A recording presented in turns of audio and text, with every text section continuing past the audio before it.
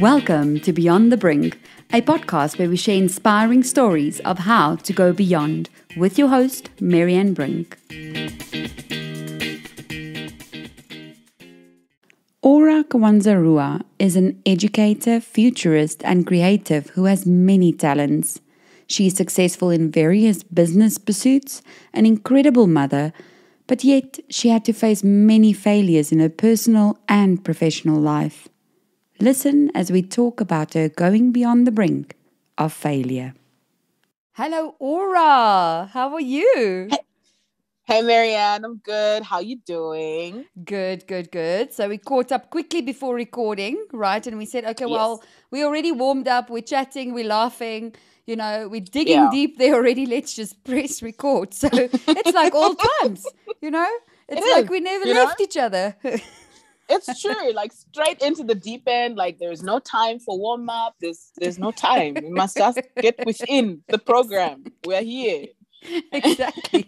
We're here now. Let's press record. Yes. So that's what we did. Yeah. Yes. So I was like, okay, it's still like old time. So last time I saw you was after years as well, film drama school. And I remember you never finished with us. You had to go all the way back to Zimbabwe. And I remember you weren't so happy about it, but it seems like it turned out quite okay for you. Yeah. It's been great because you know what? Zimbabwe is great and it's wonderful. Yes. No matter what people say, it's wonderful. Like, do you see my face? Yes, I was saying before the recording that you matured so much. It's like I saw you last when you were the student with me, you know, in varsity. Yeah. And now it's like woman, mother, adult. I was like, wow. I'm a person. You're a person. I'm actually responsible for another human being. Exactly. And like 100 others. So that's quite. Oh wow, that's literally Who's the 100 others. My students. Oh wow. So So I run a school. Oh wow. And so yes. Look at you. So I've got my human and other people's humans. So apparently I'm a grown-up. Apparently, I saw that on social media and I was like, what is that now? You're doing charity? Or you're like, I saw the many kids on the photo and I was like, what exactly is that? I never asked you actually. So that's what it is. Wow. That's and is that what you're doing permanently now? Is that your thing or is that a sideline hustle or passion or? You know, I'm probably the most unfocused person in the world. I say that because I don't have one thing. So like I actually have like 5 things that I'm currently doing. The school being just one of them. Yes. So so I run a primary school. So that's from like preschool, kindergarten until 7th grade. We have 7th grade. Wow. And then also run an information company called Afri Digital. I do remote internships. I do voiceover work. I do production, like actual, like, you know, filming and producing stuff. I edit. I do graphic design. I do whatever I need to do to express myself. Wow. So now, Aurra, you got me quite puzzled and confused. I know. Like, so we discussed what we're talking about in your theme of going beyond the brink of failure. And now I'm like, just doing an intro. Aurra, how you doing? Oh, okay, you've got a school and you're like, I've got 5 different things. This is what I'm doing. A little bit of that. I'm like, doesn't sound like failure, but I'm sure I'll be enlightened by the end of this interview. I'm like, right. I hope so. Wow. I was like, okay, maybe it's going to be this varsity dropout story. Because you never finished after, and I know that was like a sore point for you, and you were really not happy going back. But then I looked at all your social media, you know, but I mean, we all make people believe what we want on social media because you never know. Yeah. Yes, and I was like, well, it looks like she's doing well. She's, you know, she's really, So I think that's why I was also interested in going, Aurra, instead of just doing a normal phone call where I catch up, let me just record it. And then anybody can listen in on pressure. My nosy questions.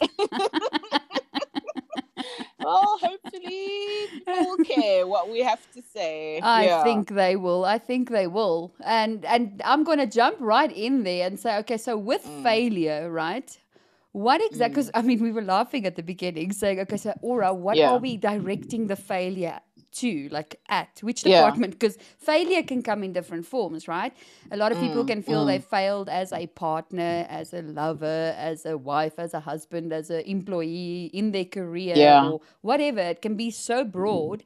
And then you answered so nicely going, I fail at everything. And I'm like, okay, Aurra.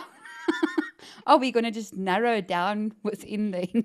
Are we just going to... What are we going to do? Dissect the everything?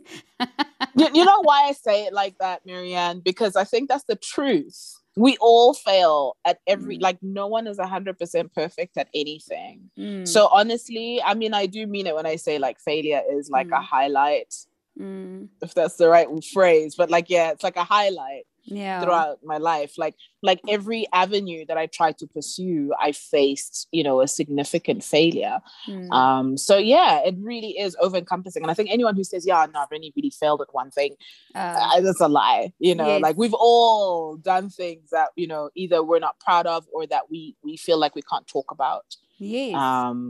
Yeah, so that's why I've left no holds barred, only for you, my friend. No one else has this kind of access, you know. I feel so privileged. You should. Yes, I definitely feel privileged. So I'm gonna dig deep. So what would you say then if we go from nothing to everything? Because in my mind, I think we're going to get to that at the end of the interview, because you're going to see how that's going to get there. I can already see it's going to go there. Where for me as well, I believe you need to fail at many things, many times, to get that feedback, to become better, to come back stronger. Because what did you say? You were known as what in Zimbabwe? Yeah, comeback queen, you know, bounce back specialist. Like, see, so that's indicative of something going wrong. At least that is the comeback queen, and that is exactly, I think, what failure actually does. And I think that's what you'll also get to probably at some point after telling your story, is that all those failures, that's actually just you trying something new and putting yourself out there, and you know, at least going for it. Every time gives you feedback, and it says, okay, well, let me try something else differently, or try and change my strategy and do it maybe differently this time. And I'm going to come back stronger, like the comeback queen, right? Yeah. So what would be your first memory or idea? If I say, okay, what was your first main failure that came up? What would that be? What would come up first for you? I think first for me, geez, that's really hard, hey? That's why I did it. Thanks, Marianne. So I think I'll talk about, it wasn't necessarily the first, but I think the most significant for me failure was my marriage. Wow. That had such a profound impact on me as a person. I changed so much after it. I feel like, it was the most traumatizing, but also the most important failure, I think, that I had of my life. I can imagine, because that was very important to you from what I remember, you know, knowing you and after. When you told me, you know, when that happened, I think we spoke via Facebook inbox, you know, got a lot of social media, but you kind of, you know, told me about it, and I thought, oh, wow. And literally I felt it in my gut and my soul. I was like, that must have been so hard for you. Because didn't you then already have your daughter, right? Did you? Yes. So you had a daughter and you had to go through a divorce, right? So that I'm sure so that was like... It was horrible. It was a very traumatic divorce. It was very messy. Violence involved. I was actually homeless. Oh, like, wow. I remember that vaguely, and I was like, okay, is she exaggerating? Or what is happening? I was like, okay, literal are we dramatizing? Really? So you were homeless with your daughter? Homeless. No, and you know, that's the thing. My daughter and I got separated. So I was the only one who was kicked out. And I had nowhere to go. And I literally slept on a park bench. How did you get kicked out? By your husband? Sorry, I just want to understand that. Because Wow, Yes. my husband has to be really strong and good to kick me out. Let me just tell you, I cannot see him even trying. Wow. So he literally kicked you out of the house. Yeah. Because you wanted to divorce, or what would push someone to do that? Because you wanted a divorce? No, well, I mean, we'd been fighting a lot, so we just had a really like megalithic fight. Wow. And his response was really extreme, really quite extreme. But I mean, you have to bear in mind, we'd had a lot of fights in between coming up to that. I mean, it was like 6 years. Of those 6 years, three of them were really bad.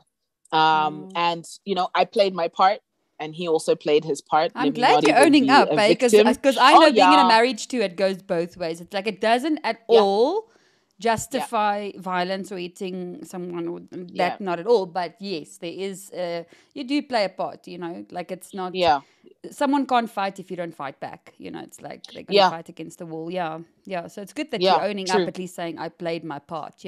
Yes. Oh yeah, I do. And I think I realized that quite early on, that look, I played my part in getting this relationship to where it was. He also played his part.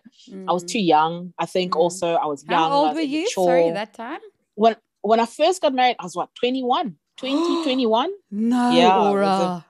It was one of those. It was terrible. And again, I mean, we'll get into that. No, I feel like you didn't listen to me in after. Because I was this older student, I was like, Aurra, take your time. I wasn't even married then, and I was way older than that. And I said, take your time. First get to know the man. Wow, 21's young. Yeah. Wow. Yeah. Okay. So I was really young, and I wasn't obviously not mature enough and not really ready to be anyone's wife. And I don't think anyone is at that time. I don't know how the older generations were, but yeah, sure. Yeah. And we just caught up in the infatuation of it all. And then we were a very public couple as well, power couple type stuff. And that was messy, and then our divorce was very private, and it was just very messy. So wow, so your relationship was public, but your divorce was private. That's odd, eh?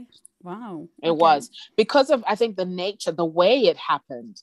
And it became, when you're living in an abusive relationship, everything becomes very secretive. Yes. And people don't know what's going on. So when they see us, say, oh, you guys are just so cute. Yes. So when people eventually found out, would hear like, or, talk to me, oh, where's your husband? Oh, no, we're divorced. Genuine shock, because no one saw it coming. Wow. Because we really were very secretive about, the things that were going wrong in our relationship.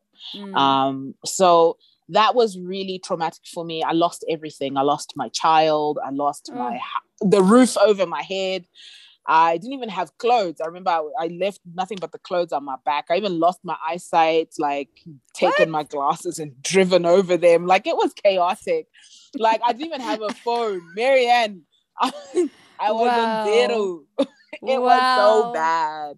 Wow. It was so bad, and yeah, I was just there. I remember sitting broken in the park, broke with nothing, just sitting in the dark and wondering, how did I get here? Because you had a lot of potential, and I think we all know that. You knew it. Yes, so you probably went like, what?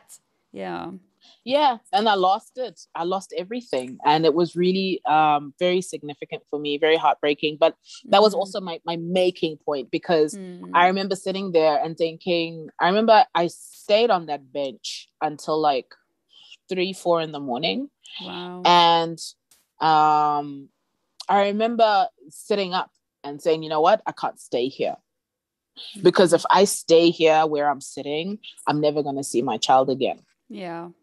And I want to see my child again, and I need my child back. And I can't, this can't be how my story ends.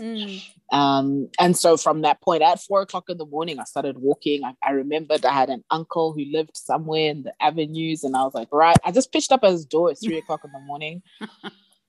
And, that story always like sparks me to no end, because I remember he lived like on the 6th floor, and it's like 3 in the morning. And I remember getting up and just the whole way up in the elevator, like, okay, so what do I say? I haven't even spoken to this relative in a long time. Like, I just randomly pitch up at his door at 3 in the morning. Yes. And his door was wide open at 3 in the morning. How weird is that? Yeah. So when I saw him, I was like, uncle, like, and then he looked at me because I was all bruised and beaten up. So he kind of picked up straight away what had happened. Yeah. That's quite and obvious. And he let me crash on his couch. And then in the morning when I asked him, like, why was your door open? And he was like, the weird thing is about 5 minutes before you arrived at the door, I had this unbelievable suffocating feeling like I couldn't breathe. Oh, wow. I couldn't breathe. And so I opened the window. He had a cold. He was like, but no matter what I did, no matter how many windows I opened, I couldn't breathe. Wow. And then when I opened the door, the feeling went away. Wow. And maybe, don't you think that gave you more courage in a way? Because I think I can just imagine, I mean, we all have those relatives that we haven't spoken to, in a while. And you want to and you try, but it's just, you kind of lose track. And I can just imagine me showing up at their door now when I really need them in a time like yours. Yeah. That it would take so much guts to actually do that knock. And if that door was maybe closed, I wonder if you really would have done it or if you would have gotten cold feet. So I think with that grace of the door being left open, maybe just made it easier for you to just, okay, well, I'm here now. I at least don't have to do that knock. Yeah. Yes. Yeah. Exactly. So, and that point on, I never looked back. Like literally the very next day, I was like, can I use your laptop? I need to look for a job. I need to find somewhere to stay. And it was like, did you not have a job at that time? So you were married, you didn't have a job, you kind of were a kept wife kind of together. In a way. Well, okay. No, we worked together. Yeah, we ran a production company together. Oh, that is tricky. It was tricky. So my whole life was tied to this man. I actually didn't even really receive any money, like our money. I just knew I had a salary, but it wasn't actually. It never came into my hands. It was always used for something like, oh yeah, we've paid rent or we buy groceries or like it wasn't really my money like that. So I wasn't independent. I wasn't financially independent. I was completely dependent on my husband, my ex-husband. So like straight away, I was like, give me a laptop. As long as I got internet, I can make a plan. And he was like, okay. I'm the comeback queen. And like, I'm the comeback queen. Hey, but like, and there I am. And I remember, and then there was randomly an email from someone I'd gone to and I tried to look for a job. And he was like, hi, are you still interested in the job? And that literally came again around 3:00 in the morning when I went to go look for my uncle. How it was weird, is it? Everything like fell into place. Yes. Isn't that like grace? I don't know what to call it, but it is grace. Wow. It is grace. I was meant to move out. So even though it was a huge failure for me, I still look back on that and I do feel a sense of shame. It was meant to happen that way. That failure, what I felt was a failure, was supposed to, steer me back into the right direction. And from that, I mean, everything just fell into place like clockwork. I got a job the very next day after being kicked out. Of that job, he then gave me an advance to find accommodation. So I had moved into a place, well, it was one room, but I'd found a place to stay by Friday. Or your relative's couch. You can tell me that. Yeah, you see now. So I was kicked out on a Monday, and by Thursday I had found a place to stay.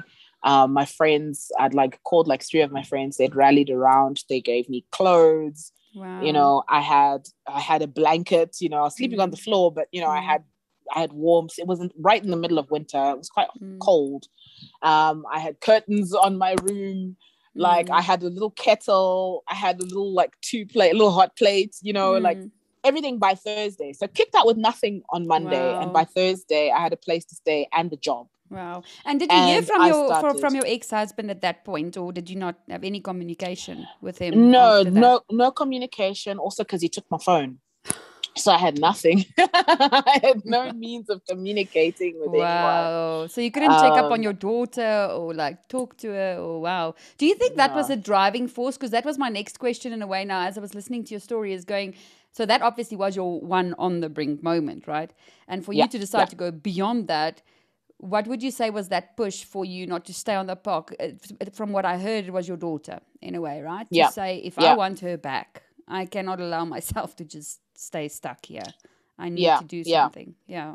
And also just a sense of self-pride, just sitting there and thinking I'm not this is not me. Do you know what I mean? This is no, not. I can imagine if I walked past the park and I saw you there, I was like, I was going to go, Aurra, what the hell are you doing? Get up. Yes. Not you. No. You see. Yes. So you knew there were bigger things. I knew it. I was like, this can't be it. You know, and I'll be really honest. I don't actually share this often, but the night before I was actually kicked out, I remember praying, and I prayed and I was like, God, I need because things were really bad. We were even living in separate rooms at that point. Wow. And I remember praying like, God, if I'm supposed to stay in this relationship, like if this is it for me, can you please make my life easier? If it is not, can you please make it very clear? Make it very, very clear so that I know what I'm doing. And the very next day I got kicked out. Wow. So there was that moment for me when I was sitting on the chair, like on the bench, like, no, but I asked for this. Yes. There was a moment where I was like, I asked for this. Yeah, here's my sign. Loud and clear. It's okay, good. I hear you. Thanks. Thanks. Modimo, I hear you, and it's okay. You know. Yes. Yeah. So that's kind of that became the motivation. My child, and also the fact that I asked for this, and if I can't go through this process only for me to stay here. You know, no one goes through so much trauma, and also I think borrowing from the experience of when I had to leave varsity. And the way we had to leave South Africa was also incredibly traumatic. It was. I remember we didn't even get enough chance to properly say goodbye. It was very. No. I mean, I remember all the other students asked, "What's happening to Aurra?" You came in and out, and I kind of knew, but it was like it was so rushed in a way, wasn't it? So you didn't get closure. I think you didn't get to say your goodbyes. It was just like, yeah, I didn't. It was literally just pulled out. So I was like, I came back from that, so I can come back from this. Yeah, so it kind of makes you remember the last failure that you had, or a knock, and then going, well, I can get up from this too. And then how long did it take you to get your daughter back? Because that had to be a process, I'm sure. Or obviously you started the divorce probably then, and obviously you had to fight probably for custody, or was that how it happened, or am I assuming? Sort of, kind of, not really. Like, it took me 3 months. So I remember my ex at the time. Eventually, like after like a couple of weeks, we started talking again. I'd reached out to one of my pastors, and he did an intervention, and that's how we started talking again. And I remember he was like, "Well, I need to see where you stay." So I was staying in like an outhouse. I don't know what it's called in South Africa, but in Zim, it's called a boys' kai. I don't know if you know boys' kai. It's like the servants' quarters. What they call the servants' quarters in a house. Yeah. So I lived in one of those, but one of those where like a garden the toilet was cottage outside. Kind of thing, like the outside room of a property the or outside house. room. Yeah, basically. But the toilet was outside. It was just a little room, and that's it. It's worse than some people's quarters, staff quarters. Yeah, it's pretty terrible. Pretty terrible. It was pretty grimy. I don't want to lie. Well, better than a bench. Such a fall from grace. But anyway, he came and he saw it, and he was like, "Look, my child can't live here. You can only have your child if you move in a better place." And so, of course, that was like, watch me. And I worked, and a friend of mine came to see me one day, and she was like, "Hey, you know what? I actually have a spare room in my house." And she lived in this really beautiful, fancy townhouse, like in a really nice part of Harare.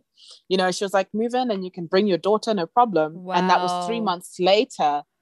And I called him. I was like, "Yeah, look, I found a place. This is the address. I'm coming to pick up my child tomorrow." Wow. And he was like, "Okay." I got there. All our bags were like thrown outside. I was like, "Don't care." Picked up my bags, picked up my child. On our way home, I passed by a school because she wasn't in school at the time. On my way from picking her up from her dad's, passed by a school, went there with like literally like dollar bills, like just little money all like clumped together. Like, look, this is all I've got right now. I need my child to be on school on Monday. It was a Friday. I was like, so look, here's some money. I'll bring some more on Monday. And then I paid for her school. And then we got home, we unpacked. And on Monday, she was in school and I was going to work, and we have not looked back since. Wow. Sure. And does she see her father still, and do they have a relationship and all of that? Is that Absolutely. okay? Absolutely. It was really important, I think, also, even in spite of the fact that our relationship had failed, I felt like it was really important to not let that be my child's burden. So right from the get-go, even though we hated each other, I would really, really insist, like, you have to take her for visits. You have to phone her, and we had a lot of, like, it took like 2 years before, he finally, like, we got into a rhythm. And so every second weekend, without fail, she goes and she spends time with her dad, with his family and his kids. And, like, she has a really great relationship with him. And I'm something I'm very proud of as well, because I felt like, there's too many, you just perpetuate the trauma, like the cycle of trauma of hatred and all of that. The kid doesn't need that, especially girls, they need their dads, so yeah, she has a beautiful relationship. And I would say, like, now me and my ex-husband, we're civil, we can chat, we can crack a joke here and there. Like, we don't have long phone calls. No, we hardly actually even, like, physically see each other, which is quite funny as well. Yes. But we're okay. Yes. For the kids' sake, you know what I mean? We're okay. Yes. Yeah. Yes. So would you say you got beyond the brink of that failure? Yes, I did. And I think that was a failure waiting to happen. It was a failure waiting to happen. And because I was justified, I felt justified that, my pain is justified. I can decide that, no, you can't have access to this child. Yes. Do you know what I mean? Yes. But, it was like, it doesn't serve me at the end of the day, because the reason why I do anything is for my child's benefit. So how does it benefit the child that I fought so hard to take back? To then keep her away from her dad? So that was, I did get beyond that. It was a lot of like internal processes, a lot of thinking, a lot of just, taking responsibility for my own actions and what's led to this point, and realizing no one is perfect. So we spoke about your whole story now, which I think was your most significant failure. I would imagine that. I mean, myself as a married woman with kids, I would say that is quite something significant in your life, even though many people are going through it. I mean, it's still, I think, for anyone, quite dramatic, and especially if it doesn't happen in a very civil or peaceful way, where you go, you know what, it's just not working for you, it's not working for me, let's just call it quits. If it's, then it's even harder, I think. And what I was wondering the whole time, I know your biggest reason, your why, was your daughter, definitely. And now, as you guys are, carrying on with life, still facing failures according to your everything, what is it that you would say is the one thing that usually gets you through, like when you were facing the after time, for instance, which was quite traumatic, when you were facing, going through a divorce, having to get your daughter back, having to start from scratch, having to lose everything, that you had with him in the marriage. And then any other failures that you say you have, after that. I like the you say, yeah, okay. Like, I would love to hear more failures, but what is it that you normally hang on to, that you find is actually your secret power of being the comeback queen, because anybody can't just be a comeback queen, some people come back once, some people come back twice, some people say, oh, bugger this, really, let me just. So, there has to be something, there has to be almost like a superpower secret within Aurra, that with her, stubborn. Is it stubbornness? Yeah.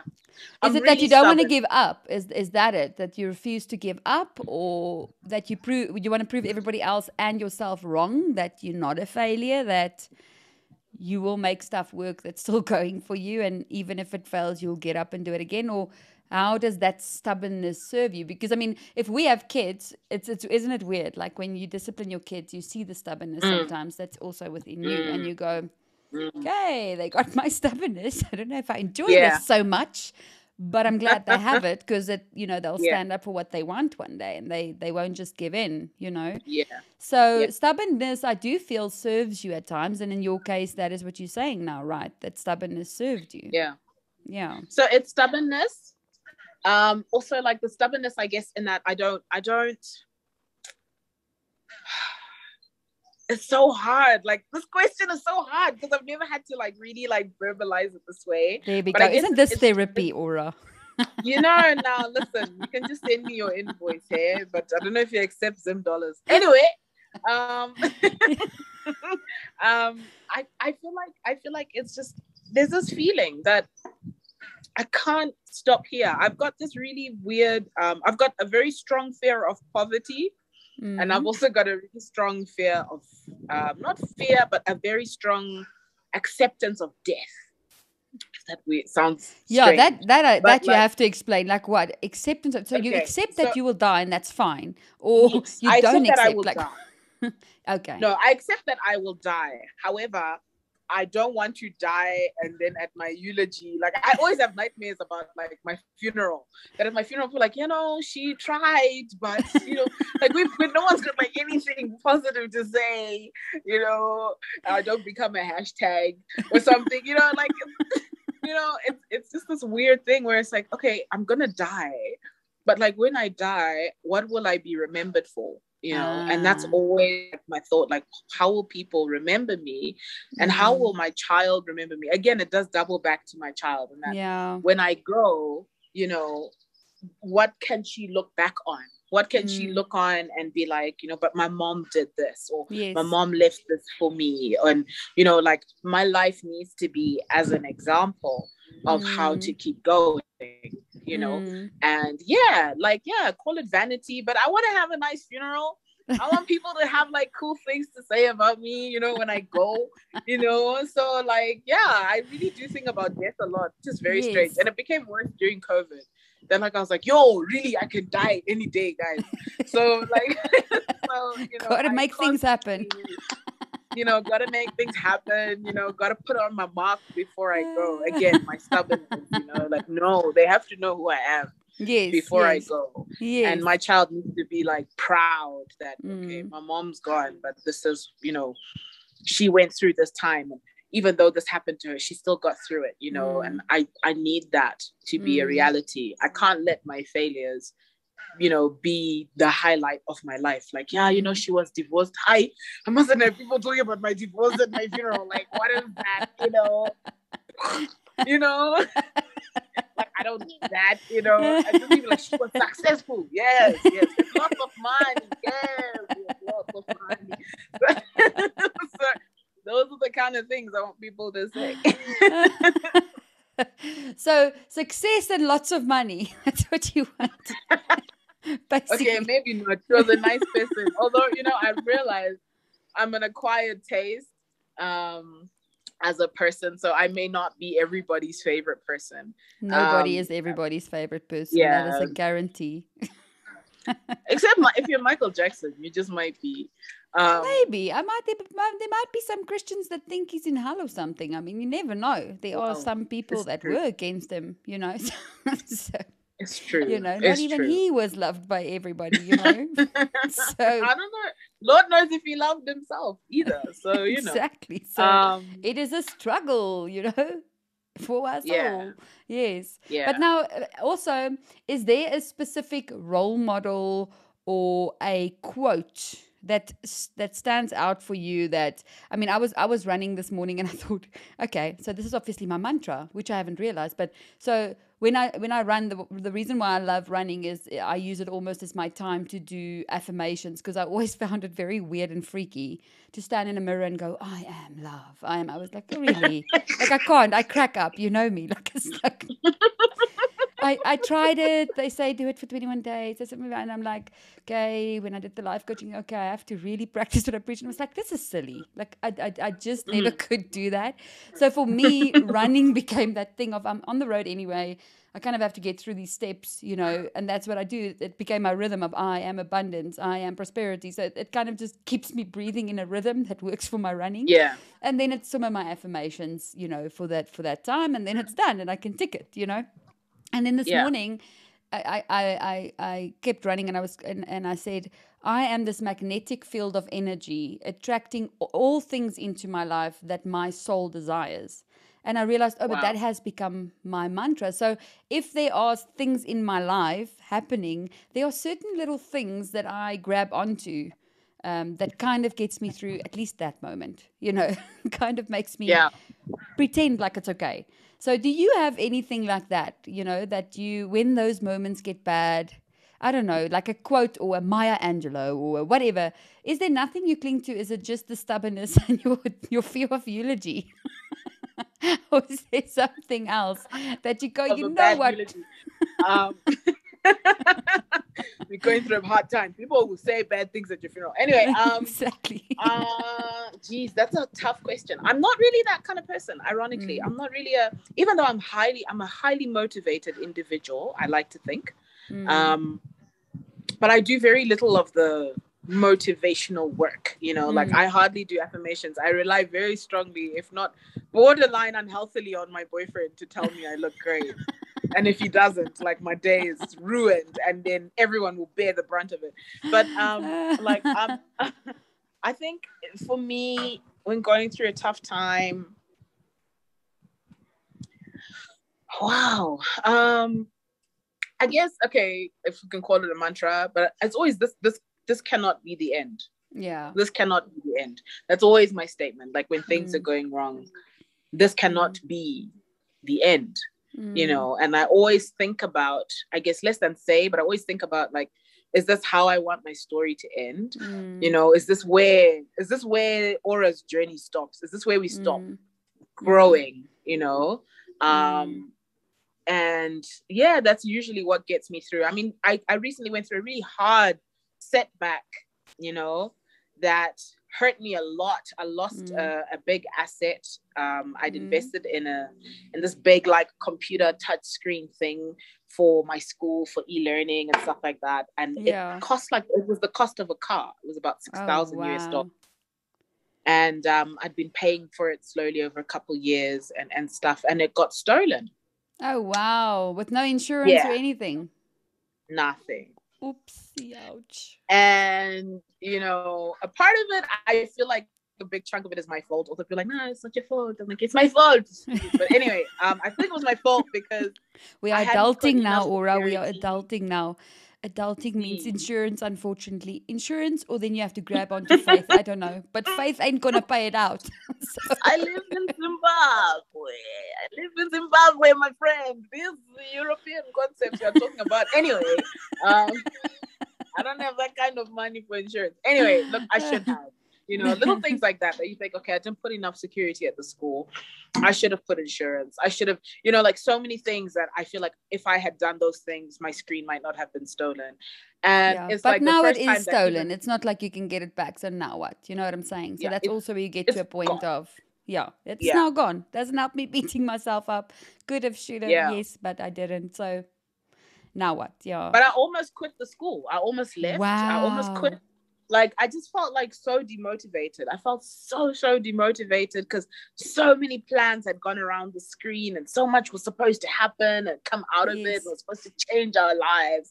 And I even like verbalized that, look, I think I need to take some time off, because if I don't take some time off now, I'm quitting right now. I'm done. Like, I'm done.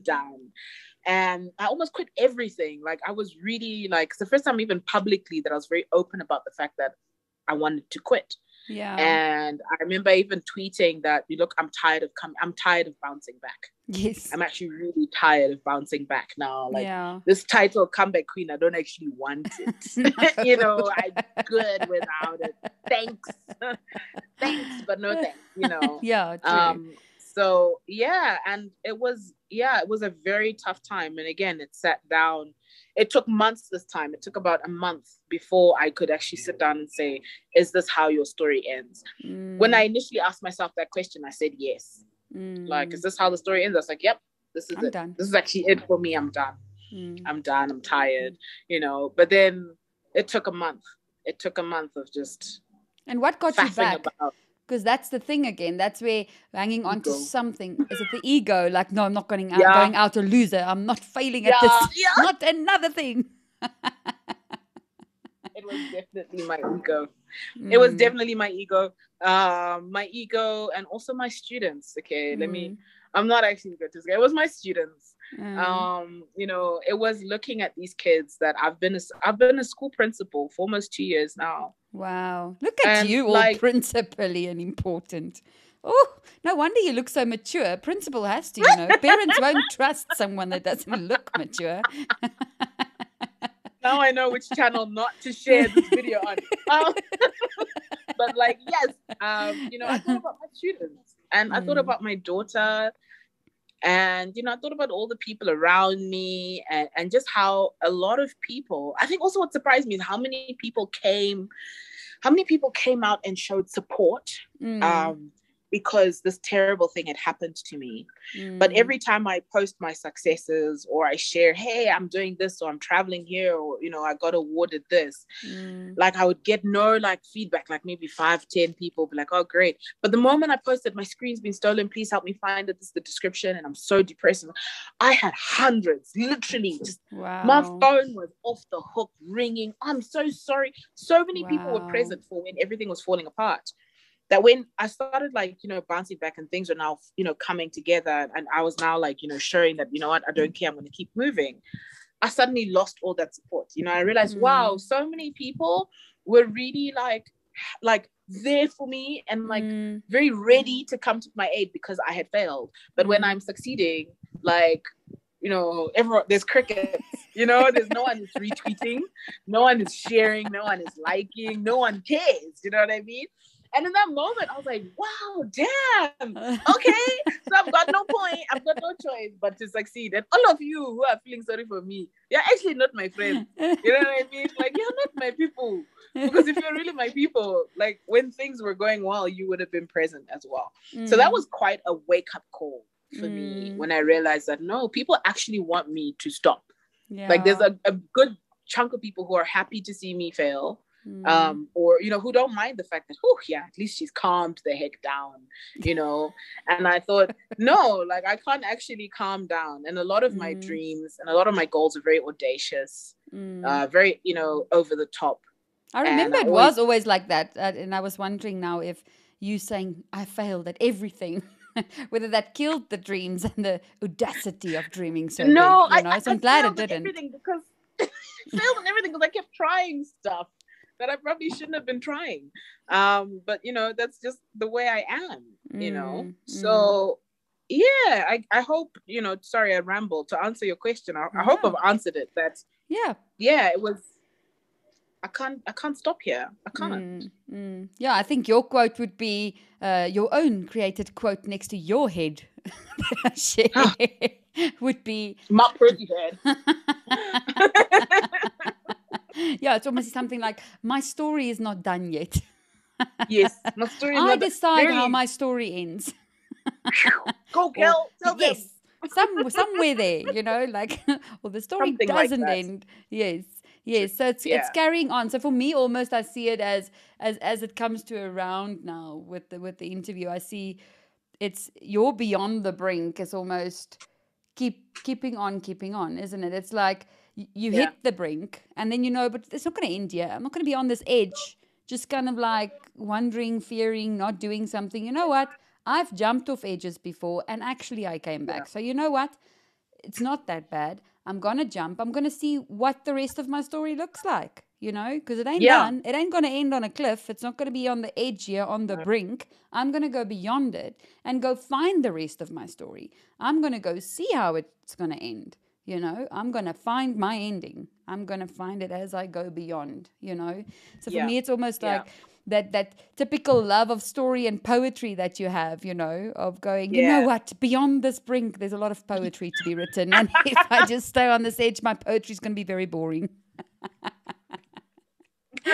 You see?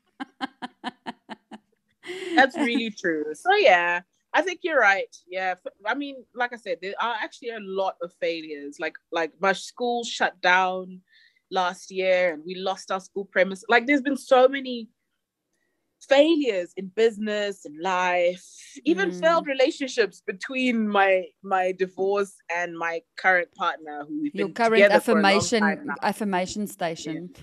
Yeah, my affirmation. Wow. Yes, I'm gonna change his name in my phone to Affirmation Station. Hey, buddy. Hey, Affirmation buddy. But yeah, I mean, thankfully, me and Andrew have been together for a while. We've been together for 3 years now. We're going into 3 years, so that's that there was even failures in between there, before I finally met this person. But like, it's always been a moment of, I've got really, really big dreams and really, really big goals and things that I want to achieve, and I can't achieve them by sitting down and feeling sorry for myself. I can't achieve them by stopping. I have to keep going. Yeah. I like that. Aurra. Is it still Kawanzaruwa? Who has the surname? It is. No. I wanted to say it. It was like, now that you've been married and now you're not, it was like, that surname. I hope it's still there. So, Aurra Kawanzaruwa. Oh, I love. And you're like one of my few friends who can actually say it properly. Like, so many people. I'm glad for a white girl. Definitely not that, girl. Like, actually, like, sorry, the wind's like blowing me like actually away. But it's giving us a message again, like the open door. The wind is saying, Aurra, your time here is done. Vacate. And you are stubborn. I will sit here. Yeah, I will sit. I shall not move. Just because. Wow, yes. Just because. I'm here. Blow me away or not. You know what? I feel so sorry for the people watching this. Look, I'm a very serious person. Normally. I feel like I just need to I need to like justify myself. But the problem here is that I'm talking to Marianne. And like, it's very hard to be very like I can't lie to you, Marianne. Like, I am who I am with you. Like, thank you. I'll take it as a compliment. I don't know if it is one. Yes, it is. Like, this is friend aura. Like, very few people get friend aura. They could get like formal aura or, school principal aura or artist aura. But like, yeah, Marianne's been my friend for years. You're like my best friend. Like, really? And we haven't spoken in a decade. So we really have deep, deep roots. Listen. Deep. Yeah. deep down in the inside. Yes. We're parents now. We're living like adult lives. So, it's hard. Yes. It's hard to keep in touch, but like, it doesn't actually break the fact that the connection is still there. No, it doesn't. It doesn't. Yeah, I must say, a part of my roots were gone when you were gone from AFTA. I was like, I had to make new friends. All your friends, I don't like them, okay? Because I'm the original. You were the original. Writing poetry there on the steps of AFTA, Oh, yeah. all your deep poetry. Deep. I was so tortured. I should get back into writing. I really should. You should. There's actually one poem of yours that I remember up until today, and it's one of my mantra kind of things. And really? I don't know the poem, if you can find it somewhere. Amongst your stuff that has moved in life. I don't know if you ever have it. But it was a piece that you wrote about broken glass. That if you break a glass or something and the glass scatters, yes, and then you don't find it, and then months go past, and then you like find a piece of glass again, because you kind of hadn't scooped up all of it. I remember the whole idea of that glass thing, and I remember it, and then So and then I think of it often, where I go, the message. Wow, of it. I need to look for that. Facebook notes better come to my rescue. Yes, that'll be like a reunion of poetry. Yeah. So I remember that piece specifically. Yeah. And even when my kids are breaking something and cleaning it up with the scoop, I'm like, Aurra says, there's pieces that goes everywhere. I do not want to find broken glass. I want figuratively or literally. But so do the poem, and I will read it at your eulogy if you die before me. We'll see who goes first. We're winning, guys. You understand? We're winning. Exactly. I conquered your fear for you. I shall do your eulogy, and I will make you sound amazeballs. You will be amazing. Wonderful. I'm just so happy.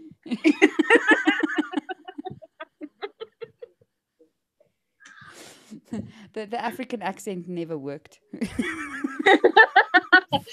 But I'm African. Like So for whoever's watching as we finish this off, right? And then Aurra and I might chat before she has to go to a teacher meeting, principal, important. Wow. I don't know, parent. Because I'm an important person. She's very important. So yeah, apparently. But Aurra was my only black friend that used to come visit and could not speak African mother tongues. Yes. To the black people who we passed on the streets, and they could never understand it. Ne, Aurra. Yeah.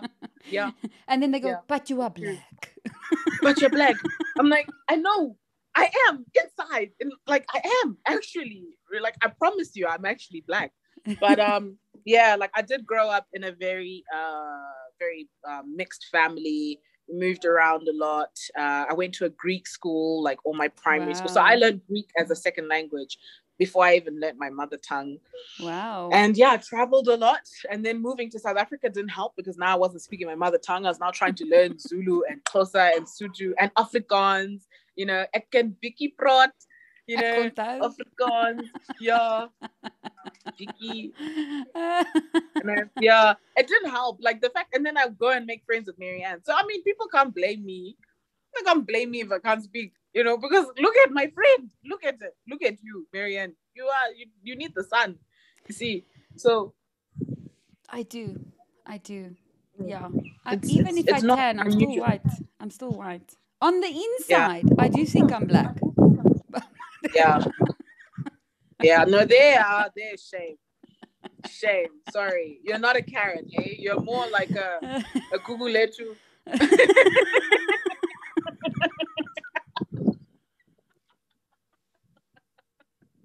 You're not a Karen. You're the least Karen person I know. Yeah. I would agree with that. Yes. I don't think anyone's learned anything from this podcast. Thank you very much, Aurra, for your time this morning and for sharing your very important time as a principal of a school to now speak to me about your failures.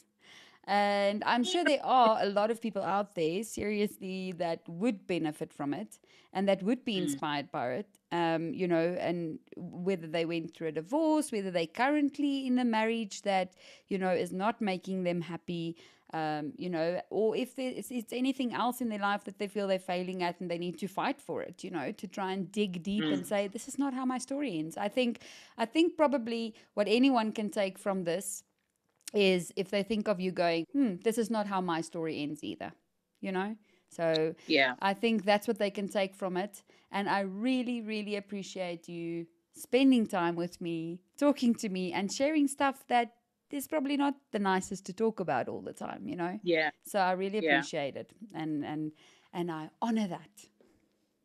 I appreciate you so much, Marianne. I love you to bits. Like, I love you to bits. And this whole program is amazing. I love what you're doing. And I think we need more of it. We need more honesty and we need more wholesome conversations like this, and human conversations. I really love it. Oh, well done. You, do your thing, girl. Thank you. Coming from you, I will take that. That is a compliment. Thank you very much. Oh, you're awesome. Thanks, Aurra. Bye. Bye.